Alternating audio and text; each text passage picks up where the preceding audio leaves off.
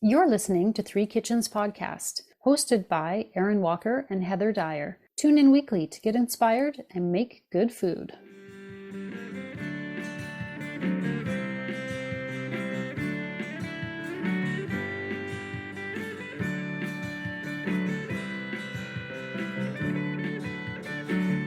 Hello, everyone. Welcome to today's episode of Three Kitchens Podcast. Thanks for joining me, Erin, and my co-host, Heather. Your host. I'll host you.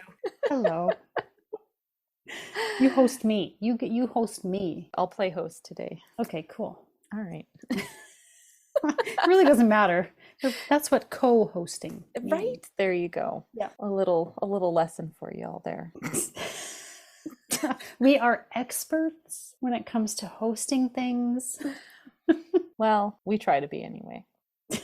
I gotta tell you a quick story. It's nothing food related or anything, but this morning on the way to dropping the kids at school, the car ahead of me had flames coming out the back of it. Pardon me? It was this SUV. I think it was a RAV4 or something. A Highlander, actually, I think it was.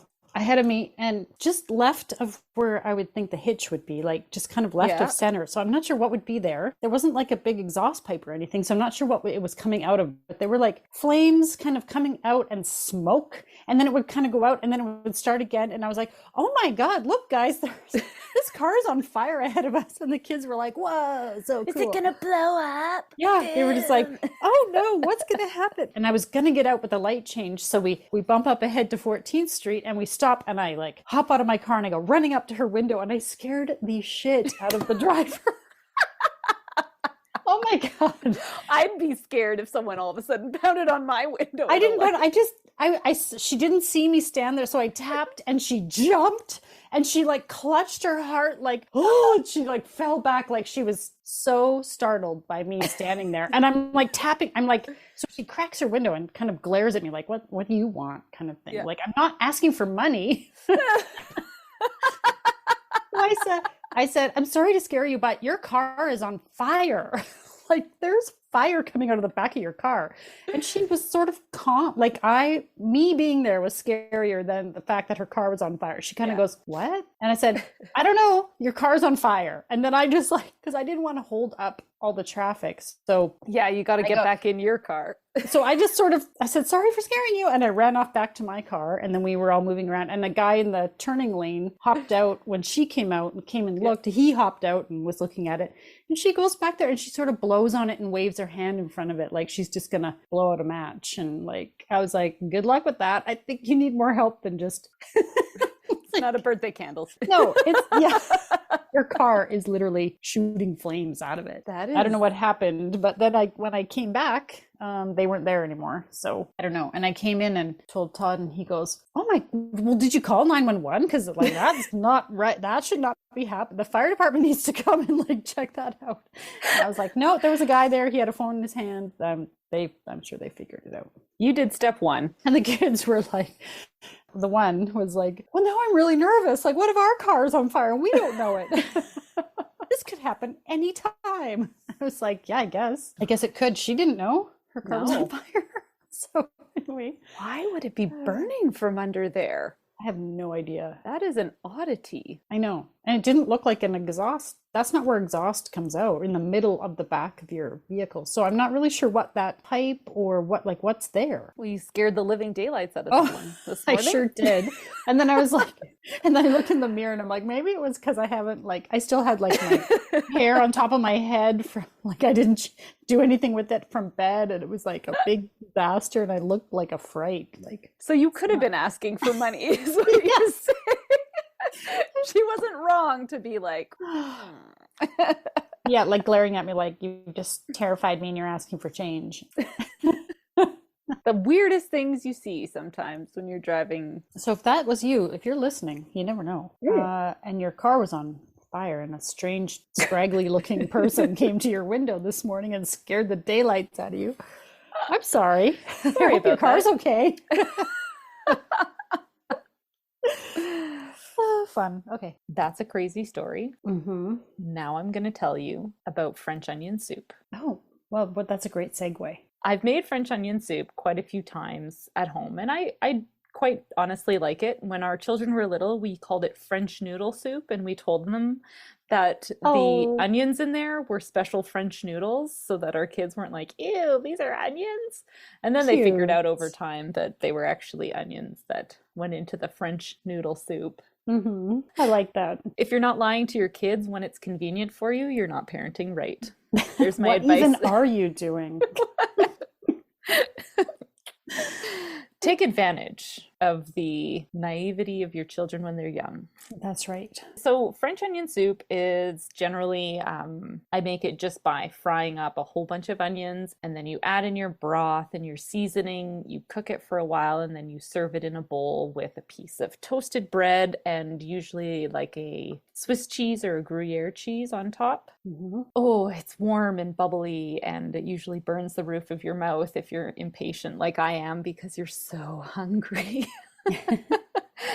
But it's like a full meal, and I really love a good French onion soup. And I thought, I like my French onion soup, but I want to up my French onion soup game. I want to make my own beef broth because I have some beef bones that we got with our beef order the last time, and they're still occupying my freezer, and I keep moving this giant bag of bones all around so that I can get at all the other meat that's in there. And I'm like, well, I got to do something with these bones, and I think this is going to be the best way to really put a homemade beef broth on display. And even if you don't want to make the beef broth because you're not feeling crazy, it's a little bit of an undertaking as I'm reading through this recipe. I'll let you know right now. Just use the store-bought stuff, and the recipe that I'm gonna pop up on the blog, it is delicious. I really like this one. So I can't wait. I love French onion soup. I've tried to make it a couple times and I didn't think it was quite what I was after. I'll be very interested to see how you rate this French onion soup because it's been a long time since I've had a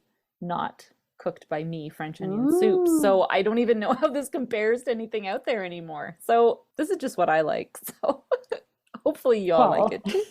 I'm sure I will. The fact that it's homemade. Taking the time to do something from scratch can be usually better. Often it's rewarding. Let's hope it can't go too wrong. Yeah. So what's involved in making, or are you just going to get into that? What's involved in making this? I'll give a brief rundown and let you know how it goes when I come out on the other side. But you're going to take your beef bones, carrots, leeks, onion, garlic. You're going to put them on a roasting pan and roast them for 20 minutes to brown them and get them nice and get all that nice, deep, rich flavor. And then you're going to pop them into a big stock pot because if you're going to do this, make a big batch. Don't just make a little thing of broth. Well, and beef bones are kind of big. You need room in a pot. So in your pot, you've got your roasted bones and vegetables that we just talked about. Any juices that come out while you're roasting them, put that in that pot too. As well, you're going to add celery, bay, peppercorns, vinegar, and then all the water that you need to cover the bones and the vegetables. Cover the pot, bring it to a boil. Easy peasy, right? Reduce heat and simmer at very low temperatures for 8 to 24 hours. Wow. So that's a long time. This is the long game. And that's a big difference between 8 and 24. How do you determine when to take it off? This one says don't leave your stove unattended. You can just leave it on the stovetop, turn off your burner, and then come back to it the next day and turn it on again and keep simmering it. So you don't have to do this overnight. You may not sleep. You have to sit and look at your pot. So we will not be taking pictures of me after I make the broth because I'll just be strung out from I stayed up all night watching my pot boil. I've been in the kitchen all night, kids. Oh no. You could also do this in a slow cooker. Oh yeah, for sure. So that might be another way to do this that's maybe a little less hands-on. Well, then in that case, you probably could put something in the oven as well.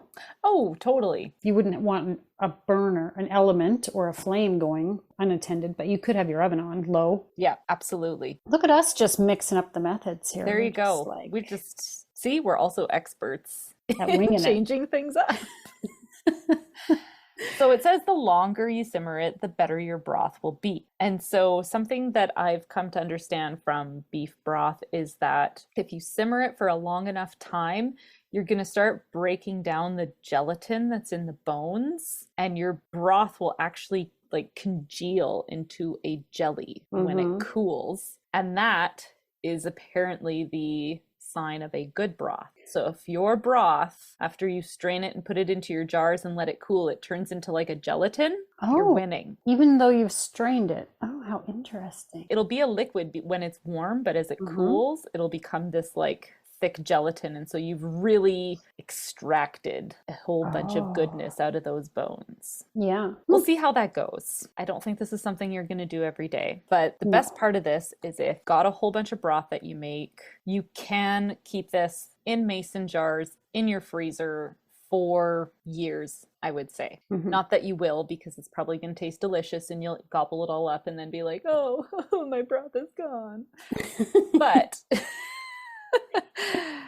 But I'm going to follow the directions here on the epicurious.com website. And then I'm going to share my French onion soup recipe, which I think is a gooder. And when you get some fresh onions out of your gardens, because you know we're all planting onions this year, we're going to have some delicious French onion soup. How many onions do you need to make a pot of soup? It depends. I always use white onions, which tend to be fairly large. And so you can usually get away with 3 to 4 white onions. Okay. I love that it's just as simple as broth and onions. And it's so freaking good.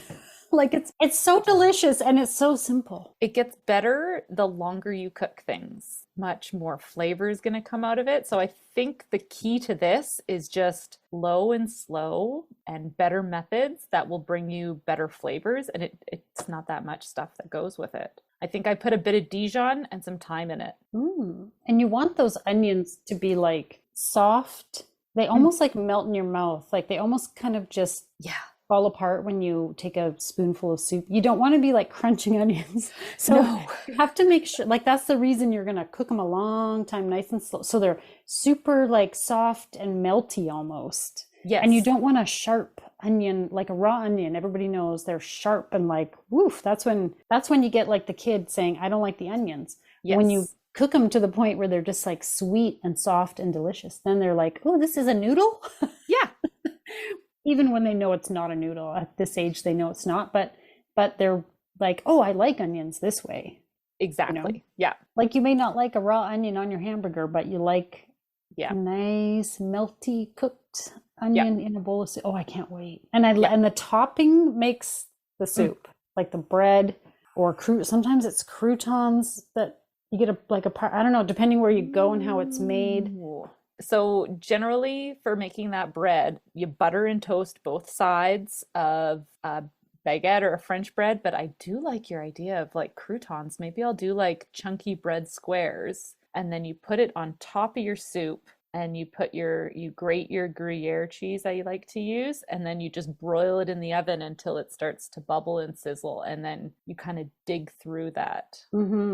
Because then you get like a chunk of bread that might fit on your spoon, chewy, as opposed to like breaking. Sometimes you got to break the bread and figure out like, have you ever had it where they put a whole pastry, like puff pastry on the top of the dish? It's really good, but you got to kind of like break into it, and you need a knife and it gets a little bit awkward. Yes, it's I agree. Messy. Yeah. Oh, I think I'm going to try some sort of breadcrumb deal and put that on top. Oh, yeah. I did not even think of going here, and you've sent me down a new rabbit trail, Heather. That's what I'm here for. I'm just doing my job as your host. Thanks for co-host. Thanks for co-hosting this recipe with me. I'll just gladly eat it. You make it however you want, and I will be happy to eat it as always. Excellent. Can't wait. Hey, Erin, do we ever tell people that we have a website? I think so. It's in our show notes. We have a website, and we post the recipes from our episodes. And we also have recipes on there that have not made it onto an episode. It's just stuff that we've cooked, tested out, and that we love. Like what you did with that lamb short rib. That was delicious. That's right. I make donuts with pancake mix. I have that kid who doesn't like to eat pancakes, but he'll eat one in a donut pan. Yeah, so if you're looking for a way to do something a little bit different, we've got multiple options for you to explore. And of course, all of our episodes, including the Speakeasy bonus episodes and the drink recipes, that's all on there. So visit us over at threekitchenspodcast.com. Well, last week we talked about gardening and growing stuff. This week we've got some yummy food that if you get onions out of your garden, let me tell you, you're gonna want to make this soup. Or I don't know, I think you do. Heather hasn't told me if you should be making this soup or not yet. I'm gonna wait my turn. Oh, she's still gonna hold me in suspense. All right, so for this French onion soup, I went and made the beef broth for this because I had a bunch of beef bones. And so you don't have to do this to make this soup. Don't feel like, oh my God, I have to do broth from scratch just to make French onion soup. You can totally make this with the broth at the store, and I think it's totally good. This is just having fun and upping your game and using the stuff that I had in my freezer. Yeah, and you have all those bones taking up space in there. Oh my God. So I need to clear those out because I'm getting seriously close to this next order of beef that I'm a little bit intimidated by. However, this recipe was for 4 pounds of beef bones. My bags were like 10-pound bags. Oh, wow. So I actually made 2 batches of broth out of this gigantic bag of bones that I had. Oh, wow. Which was awesome. And so I made this in 2 stock pots, but we'll just talk about it like it's one broth. Okay. All these bones were arranged on a baking sheet along with a couple carrots, a couple leeks, a whole head of garlic, just kind of diced up, put it in your oven, and you roast them at 450 for 20 minutes, and then kind of toss them around and then keep roasting them. So they get nice and deep and brown. And then you just dump this all into a stock pot. You add in celery, bay leaves, peppercorn, and some cider vinegar, and then water to cover it. So this was, I think, 16 cups of water. And you bring this to a boil and then reduce it to simmer, and you let this simmer for 8 to 24 hours was the recommendation. Longer the better, I'm guessing. The longer the better. So what I did is I put this on my in my oven and just turned my oven on to, I think I had it about 275 or something. Just keep it at a low, slow simmer. And these sat in my oven all day long. And then I turned it off at the end of the day. And then the next morning, I heated my oven up to 400 to get it boiling again, and then turned it down to 270 and let it go for another 4 or 5 hours. So you just left them in overnight. Yeah. Because you wouldn't have room in your fridge, so don't worry about trying to get that in your fridge. No, and they said this was also the recommendations that they made. You can just leave it on your stovetop, let it cool, and then continue simmering it the next day if you just want to do this on your stovetop too. So I like the option of doing it in the oven because you feel a bit more comfortable leaving a low temperature oven on if you had to run out. And even if you're going to run out, the great thing is that you can just turn it off. You've got that big thing of water that's going to hold that heat. When you come home, just turn it back on again, and then you're good to go. So again, don't feel like you need to do this, but if you do have access to beef bones, this is fantastic. Is it a particular type of, I don't think I've ever made beef broth. I've made lots of chicken broth, but that's always after I've roasted a chicken, I just throw the carcass into the pot and cover it with water and whatever. But with beef, if you're going to get bones from the butcher or from the farm, are you asking for something in particular? A mix of marrow bones and bones with a little meat on them. So if you have that, such as like oxtail, short ribs, knuckle bones. I had a couple of the big joints. So I think they were the knuckles. And then there were a couple pieces of rib that was in there. Kind of just whatever's left after they've butchered, like made all the cuts of meat. That's sort of what I'm assuming it was. Interesting. Yeah. I strained the liquid. So I pulled out the bones and I pulled out the vegetables, and then I just strained the liquid and poured it into mason jars to sit and cool on the counter. As it cools, it starts to solidify and form a gelatin. Yeah, it becomes gelatinous as it starts to cool. And that's how you know you have a sign of a good beef broth and that you've let it boil long enough. And yay, mine turned into gelée as it cooled. Gelée, beef gelée. Oh, gelée. Oh, right. I can't even remember what episode that was from. I have no idea where that came. Yeah. I think I got 12 cups of broth out of this. Nice. 12 or 14. It was a whole bunch. So the good news is that now that I have this, I've popped it in my freezer and I have beef broth for a while. So for making this French onion soup, you're going to want 4 whole white onions, and you're going to cut off the ends, take the peels off, cut them in half, and then you want to cut them into those little rainbows, thinly sliced. Once you've got them all sliced up, you're going to heat up some butter and olive oil in a stock pot again. So this is definitely not all done in the same day if you're making your broth. Oh, yeah. And then you add your onions in and you sprinkle 2 teaspoons of granulated sugar on top of the onions, and then you just cook them down over low to medium heat until they really soften and become clear. You just stir, they smell delicious. You can take them until they brown as far as you want to go. So cook them down. It's probably about 20 to 30 minutes of cooking these onions. And this is the part that's the most important when you want to get good flavor out of your French onion soup. So don't rush it. Don't rush it and be like, oh, I'm sure that's good enough. So like really let it cook down and go. And then once you've got that, I like to deglaze the pot with white wine. And then I add in Dijon mustard, thyme, bay leaf, and broth. And then you bring that to a boil and let it simmer for about 30-45 minutes. And then you can serve it in your little French onion soup bowls with the toasted baguette and Gruyere cheese on top. And you just pop that in the broiler. So what I did for this is if you're going to use French bread or baguette, you want to slice it into little slices. Sorry, I don't have another word for this. I'm like, damn it.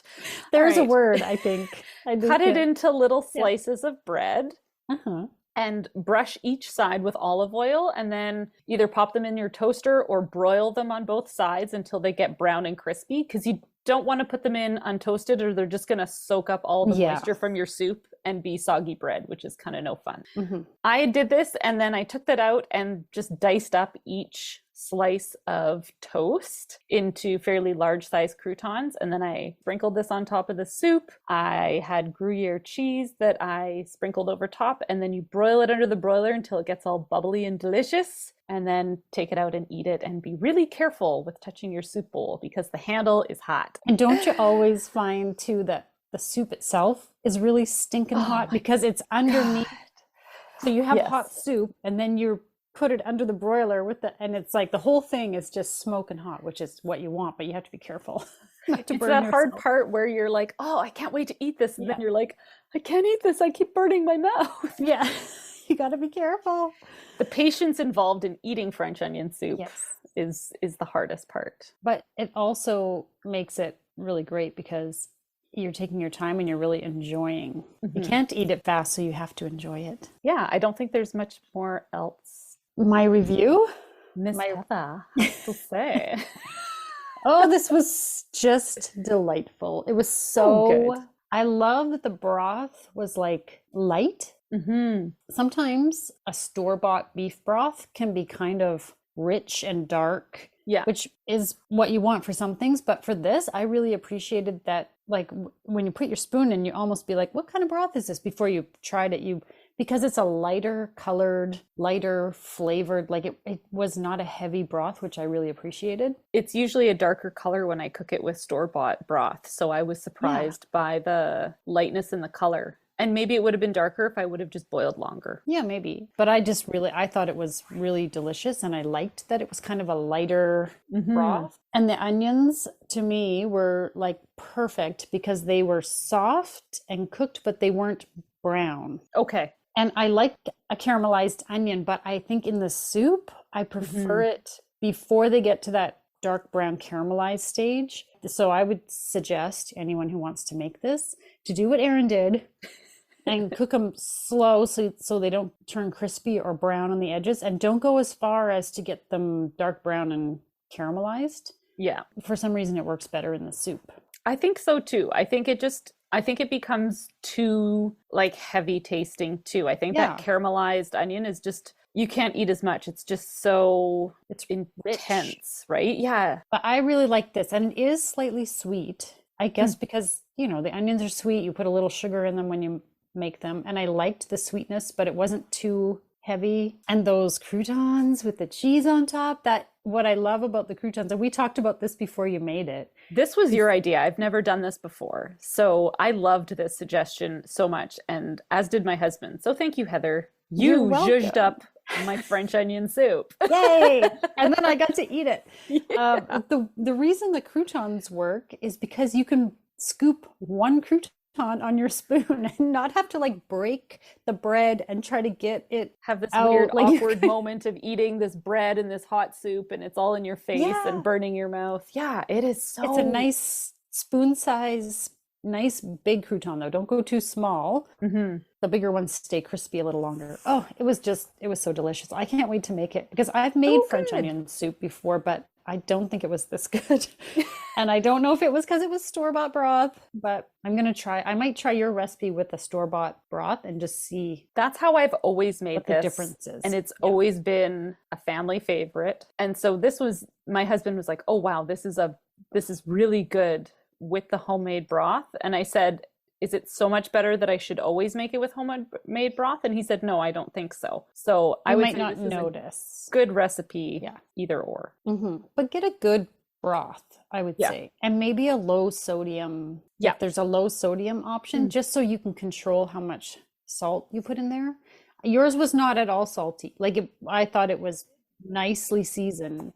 Yeah, I went in at the end because it's quite sweet without salting it. And so I think I did 1.5 teaspoons to 2 teaspoons of salt at the end. In the soup, I always like to leave my broths unsalted, so you can kind of adjust it based on whatever you're cooking.